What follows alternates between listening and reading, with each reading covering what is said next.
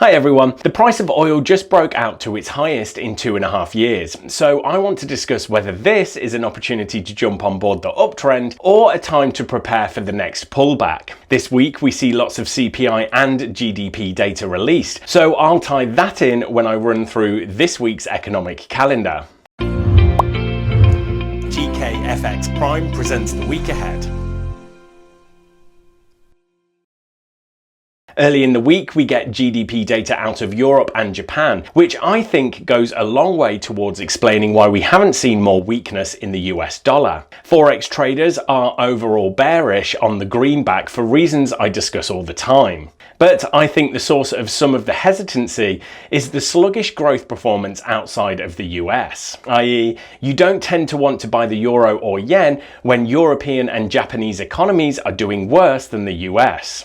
The other data highlights I'd point to are the inflation stats out of US and China. The previous reading on US CPI hit a big 4.2%, and more recently, the Federal Reserve's preferred measure of inflation struck its highest since 1992. The Fed is forecasting that the inflation is temporary, so everybody's watching this data to see if that's true. If the inflation continues, we can probably expect more upside in oil as well as gold and silver.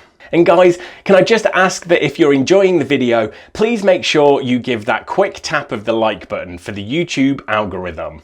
As far as the oil price, we're in the early stages of a possible long-term breakout. On the weekly Brent crude chart, the price has moved beyond resistance near $71 per barrel. The last time it broke out after a consolidation near $46, it went on a multi-month uptrend. The WTI chart looks similar with a move through resistance around $67. In both cases, if the breakout holds, it implies a retest of the 2018 highs at 86 and 76 respectively. As we know, oil prices are a symptom of supply and demand. As economies reopen following the pandemic and international travel resumes, demand for oil is increasing. This is why the price of oil tends to rise alongside rising growth and inflation expectations, which is what we are seeing at the moment in a big way. Now, where this can become a bearish thing for oil is when growth expectations get too high and the data doesn't live up to it. We've seen a little bit of this already from disappointing non-farm payrolls. On the supply side, OPEC and its allies are gradually increasing their production quotas, and at the same time the US rig count is rising, showing that independent US oil companies are starting to produce oil again as prices rise. Rising supply to meet demand doesn't need to be bearish.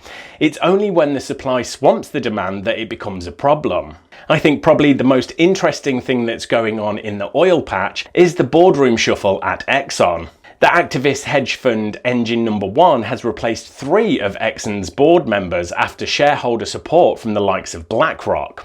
The purpose is to force Exxon to speed up its switch to renewable energy and away from carbon-producing oil and gas. Of course, if Exxon and other major oil companies are going green, that means they are investing less in new oil projects, which ultimately means less supply of oil. It's probably not a coincidence that the breakout in oil price is happening alongside what's happening in Exxon. Right, thanks everyone, good luck trading this week, and make sure to click subscribe so you don't miss the next episode of The Week Ahead.